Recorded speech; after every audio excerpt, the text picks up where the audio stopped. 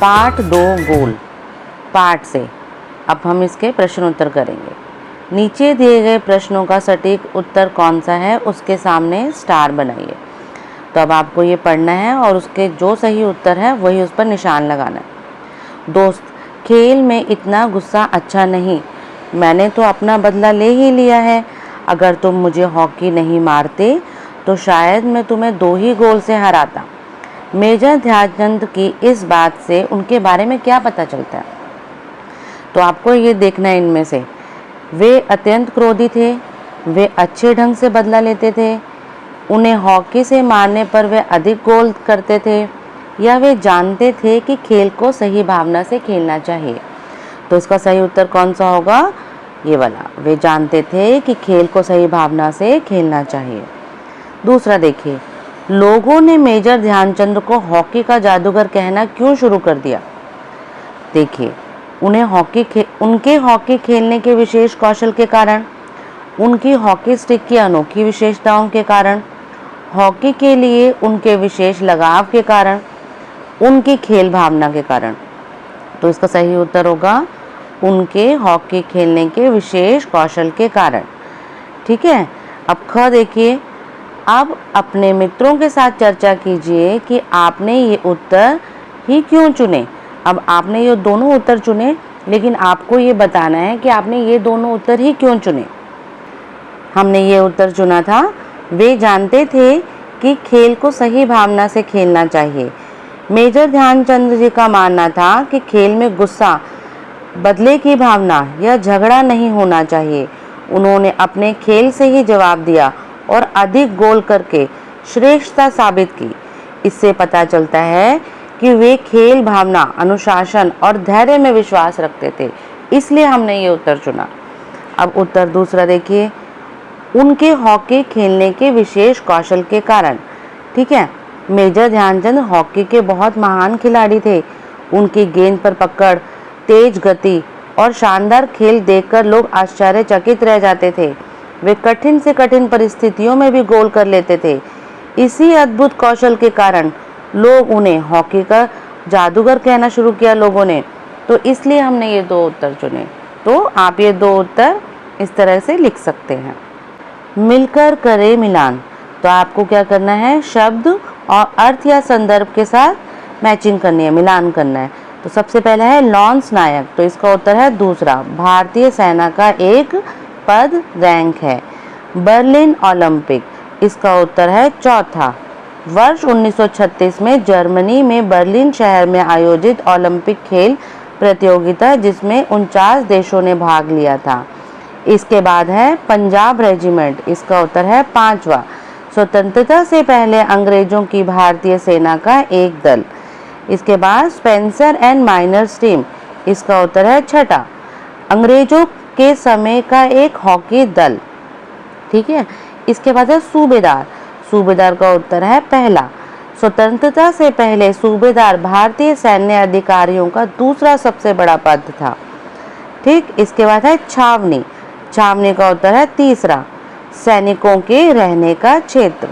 पंक्तियों पर चर्चा।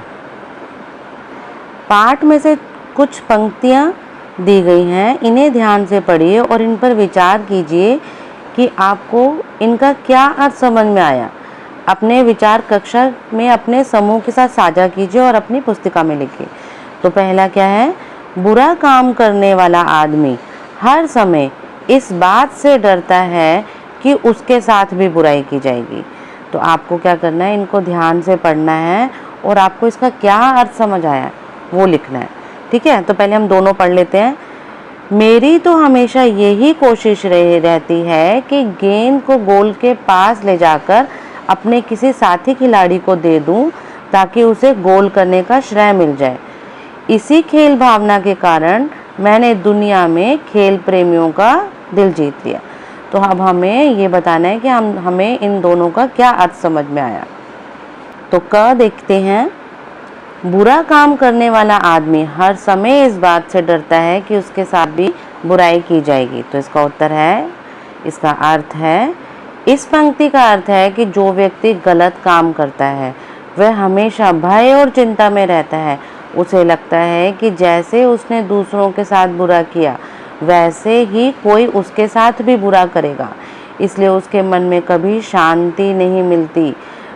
हमें हमेशा ईमानदारी, सच्चाई और अच्छे व्यवहार का पालन करना चाहिए, क्योंकि अच्छे कर्म करने वाले व्यक्ति का ही सम्मान होता है और वह निडर होकर जीवन जीता है।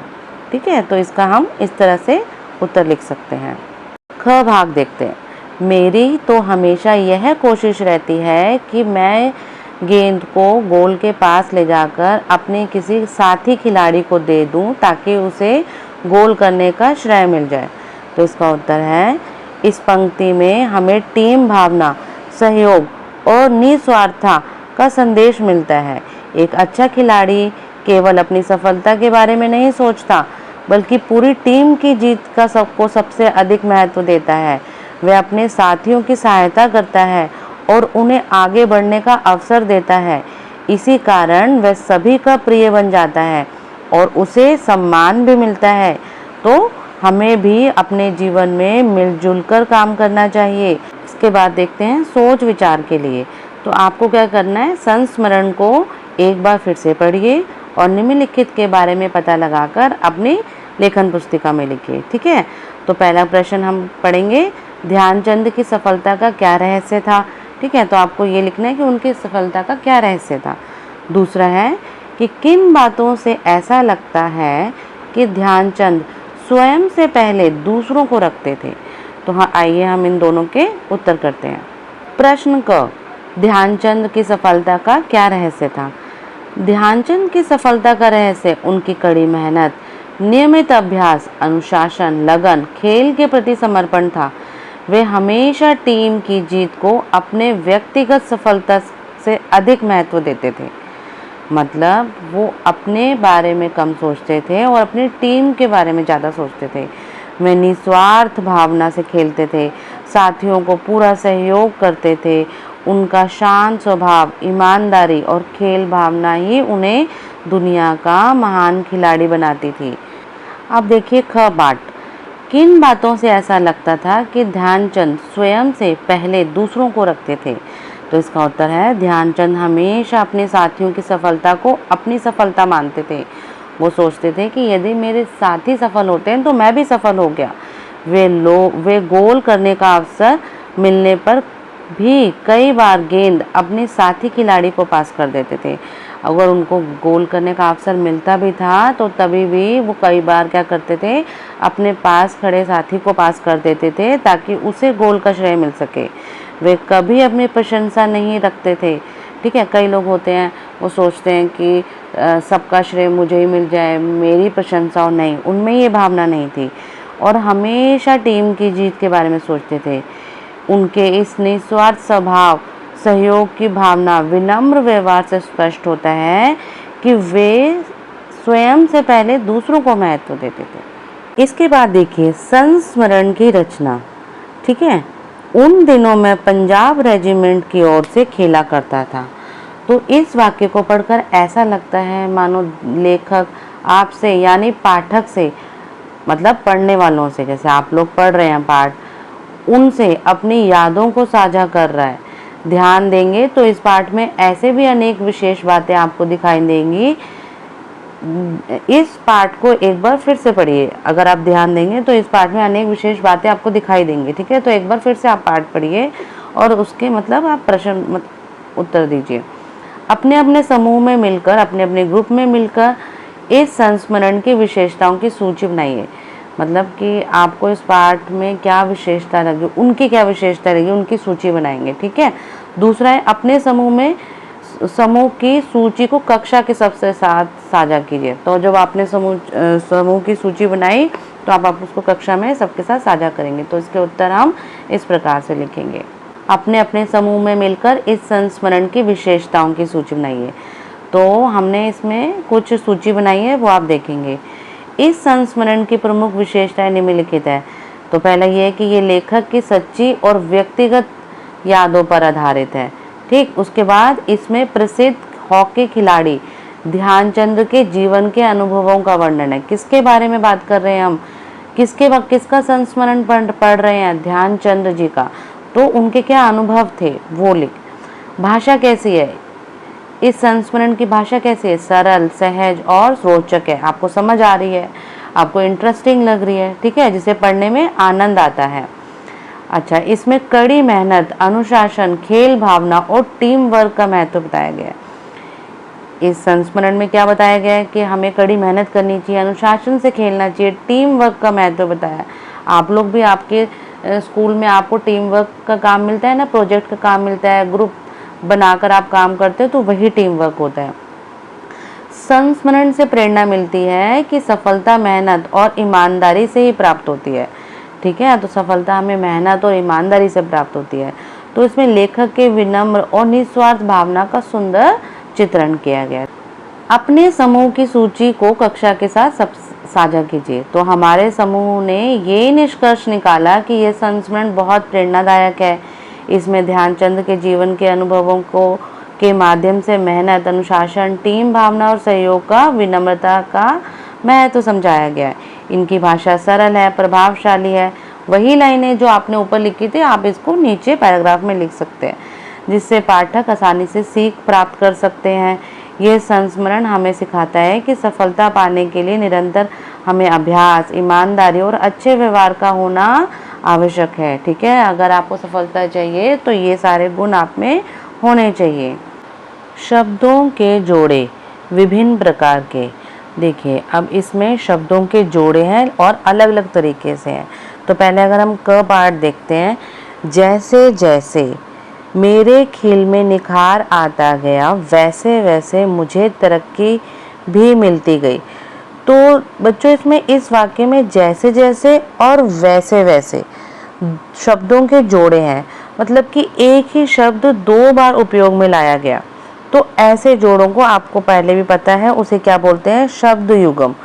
तो शब्द युग्म के जो दो शब्दों के बीच छोटी सी रेखा लगाई जाती है, ठीक है, जिसे योजक चिन्ह भी कहते हैं।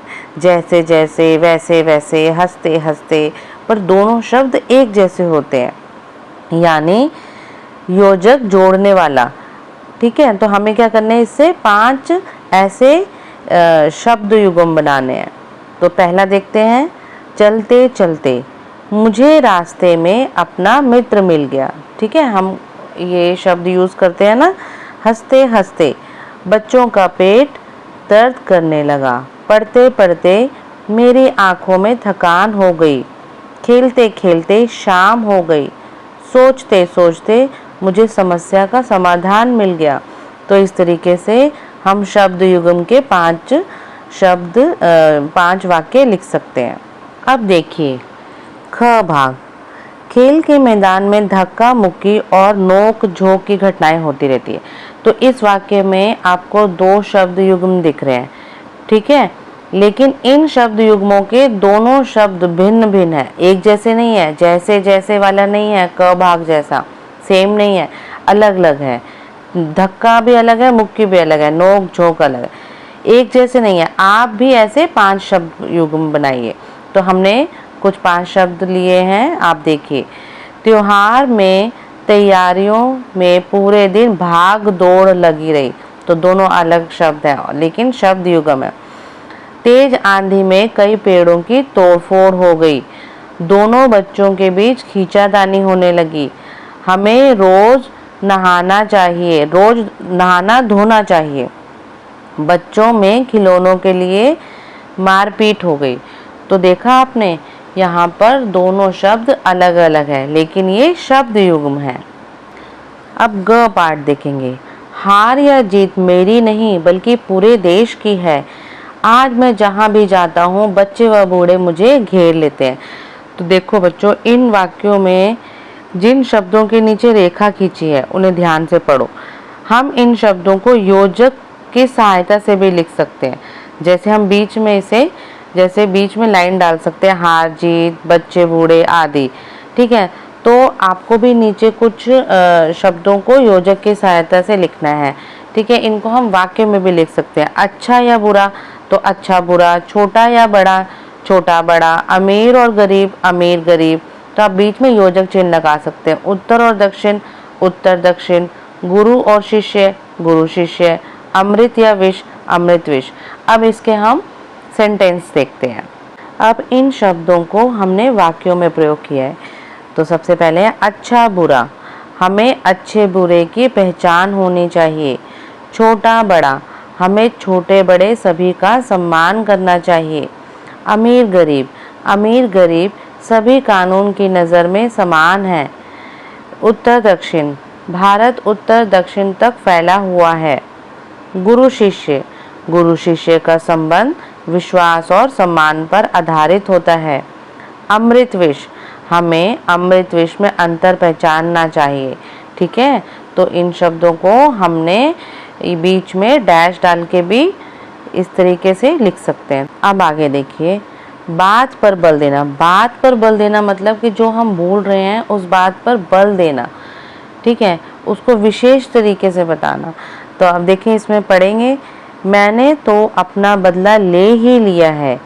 ठीक है, तो अब ध्यानचंद जी कहते हैं मैंने तो अपना बदला ले ही लिया। इसमें जो ही शब्द लगाया है ना, इसने वाक्य को बल दिया। अगर हम ही शब्द हटाते हैं, बिना ही शब्द के बोलते हैं, तो मैंने तो अपना बदला ले लिया। ठीक है, तो दोनों वाक्यों में अंतर आ जाता है। तो देखो ये क्या लिखते हैं, इन दोनों वाक्यों में क्या अंतर है, ध्यान दीजिए और बताइए। ठीक है, सही पहचाना, दूसरे वाक्य में शब्द कम है और शब्द कम होने के साथ साथ उनके अर्थ में भी थोड़ा अंतर आ गया। तो हम अपनी बात पर बल देने के लिए कुछ ऐसे शब्दों का प्रयोग करते हैं, जैसे ही, भी, तो। ठीक है, पाठ में बहुत सारे ऐसे शब्द आए हैं, तो इन वाक्यों को चुनकर लिखिए और ध्यान दीजिए कि उन वाक्यों में ये शब्द ना होते तो उनके अर्थ पर क्या प्रभाव पड़ता। तो हमने पाठ में से कुछ वाक्य लिए हैं जिनमें भी और ही शब्दों का प्रयोग किया गया है। तो उनमें से कुछ हैं, उन दिनों भी ये सब चलता था। तो यहाँ पर भी का प्रयोग ना होता, अगर हम यहाँ पर भी हटा देते तो वाक्य का अर्थ बदल जाता। तो क्या आता वाक्य, उन दिनों ये सब चलता था। तो देखो दोनों वाक्यों में अब अंतर है, भी में जोर लगाया गया है। ठीक है, कि उस समय उन दिनों भी ये सब चलता था। अब ख भाग देखिए, मैंने तो अपना बदला ले ही लिया है।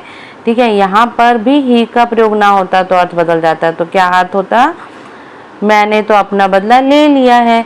तो इस शब्द में, इन वाक्यों में जोर नहीं दिया गया।